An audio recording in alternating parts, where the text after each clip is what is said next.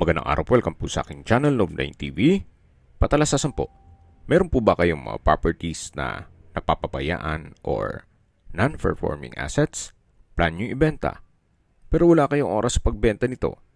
Kung ito'y pagkakatiwala nyo po sa amin, tawag lang po kayo sa aking numero, usap po tayo, gawin ko po ng video for free. Yes, libre po, wala po kayong babayaran. Tutulungan pa namin kayong mabenta ang inyong property. Kami na po bala sa marketing, sa boosting or paid ads. Even sa tripping, hindi na po kayo mapapagod sa pag-entertain ng mga buyers. Kami na po bala sa lahat. Tawag lang po kayo. Nandito po tayo ngayon sa Silang, Cavite, kung saan meron po tayong bagong video presentation. Isang residential farm property na malapit po sa Korean Temple at San Antonio de Padua Parish Church. Mula po sa Barangay Road, ito po ay inner lot. Kaya meron po itong right of way. At sa panahon po na mag-tripping po tayo, malamang meron na pong concrete road. Gawa ng yan po yung mga materyales. Ito pong lupang binebenta ay may sukat na 1.2 hectares or 12,000 square meters. May access na rin po dito sa area ng tubig, kuryente at internet provider. Gawa ng marami na rin pong mga kabahayan. Nakabakod na rin po ng concrete fence ang buong 1.2 hectares. Kaya wala na rin po kayong iintindihin sa pagpabakod nitong buong property. At ang kagandahan pa po dito, binibenta po ito ni owner below zonal value. Mamaya po sa dulong parte nitong video, pag-usapan natin ang presyo nito, pati distance, location, at travel time.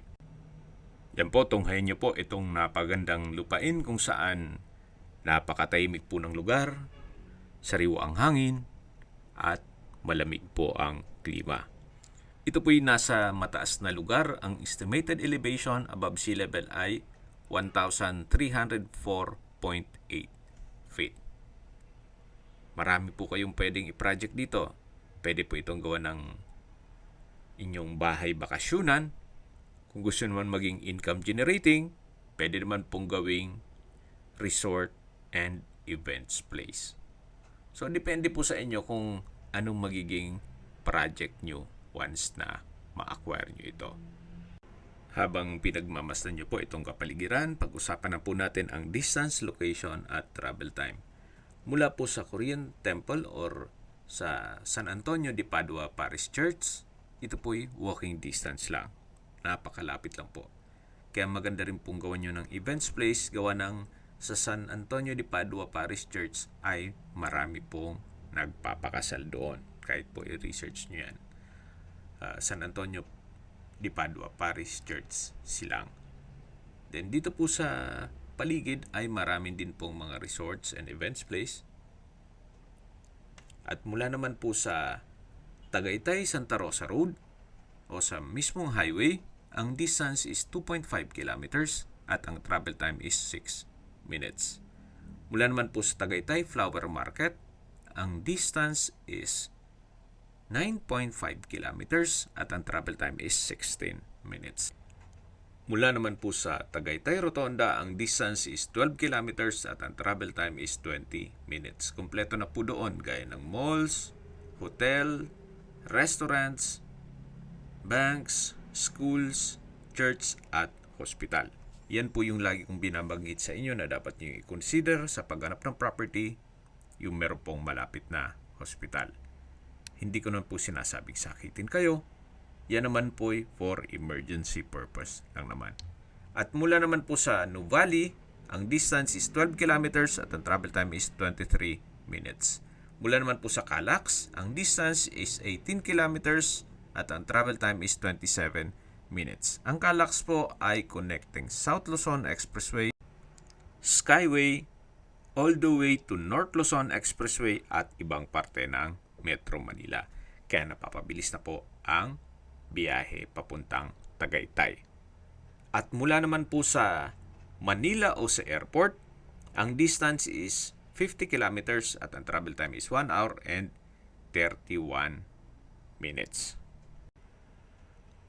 Okay, recap lang po. Ito pong property ay nasa Silang Cavite at may lot area na 1.2 hectares o 12,000 square meters. From Barangay Road, meron pong right of way na kung saan si owner din po ang may-ari ng subdivision kaya wala pong magiging problema o magiging issue. May access na rin po dito ng tubig, kuryente at internet provider at tungkol naman po sa dokumento nito, ito po'y tax declaration, kumpleto po ang dokumento at ready na for titling. Okay, sa presyo na po tayo. Gaya po ng sabi ko kanina, si owner binebenta po ito below zonal value. Ang zonal value po ay 3,500 pesos per square meter, pero binebenta lang po ito ni owner sa halagang 3,000 pesos per square meter net. Ibig pong sabihin, si buyer po ang sasagot sa lahat ng taxes at expenses with regard to documentation. Kung may mga katanungan po kayo, tawag lang po kayo sa aking numero. At sa mga kababayan naman natin na sa ibang bansa, meron po akong WhatsApp, Viber, at Telegram. Same number lang po,